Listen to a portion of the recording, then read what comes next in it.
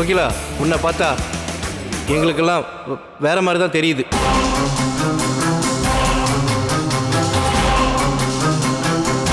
அத்தைக்கு ஏதோ ஆயிடுச்சுன்னு நினைக்கிறேன். இதோட நிறுத்திக்கிட்டா அவங்களுக்கு நல்லது. இல்லாததை இருக்கிற மாதிரியும் நடக்காததை நடந்தா மாதிரியும் கற்பனை பண்றது ஒரு வகையான மனநோய் தான். அந்த நோய்க்கு ஸ்கீசோஃபெர்னியான்னு ஒரு பேர் இருக்கு.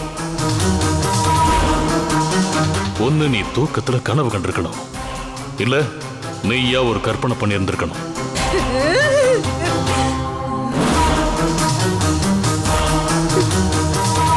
வரட்டுமா? எங்கதான் போச்சு இந்த பொருள் எல்லாம்? என்ற கண்ணு முன்னாடி இங்கதானே இருந்துச்சு. எல்லாரும் வந்து பார்க்கும் போது எப்படி மாயமா மறைஞ்சு போச்சு. என்ன பண்ணான்னு தெரியலையே. எல்லாரும் முன்னாடி எனக்கு பைத்தியங்கறிங்கிற பட்டம் கட்டிட்டான்.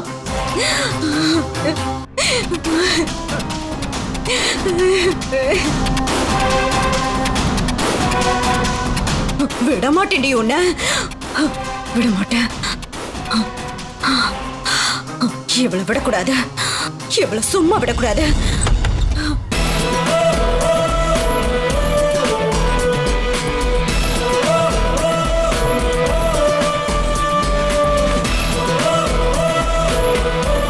என்ன கோகிலா?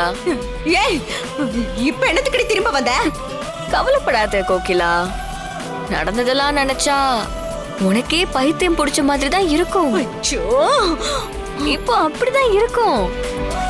ஆனா போக போக நிஜமாவே பைத்தியம் பிடிக்கும். கோகிலா, இது வெறும் ஆரம்பம்தான். மெயின் பிக்சரே இனிமேதான் இருக்கு.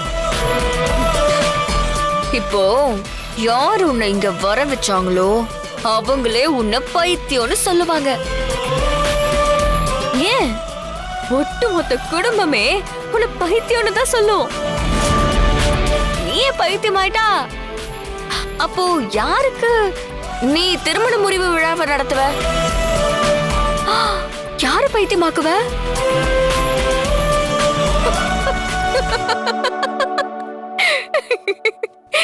சரி, நான் இப்ப எதுக்கு வந்தேன்னு தோணுதா? இது வெறும் சாம்பிள் தான் சொல்லிட்டு போக வந்தேன். வரட்டா கோகிலா?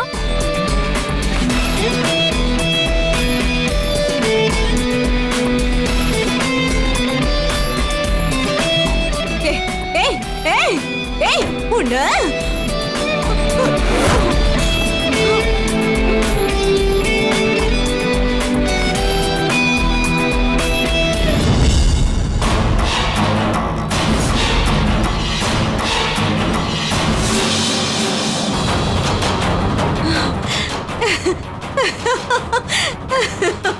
அடிய சிரிக்கி, என்ன அடி எல்லாரும் முன்னாடி பைத்தியமாக்குன?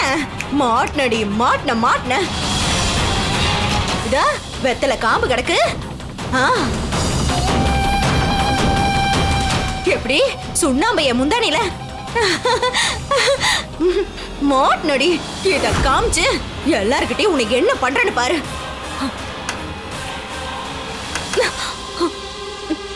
லாக்கா இருக்கு. வெளிய தாப்பால போட்டு போயிட்டாலே. ஏய், கதவு திறடி, கதவு திற. அடியே கதவு திறடி, கதவு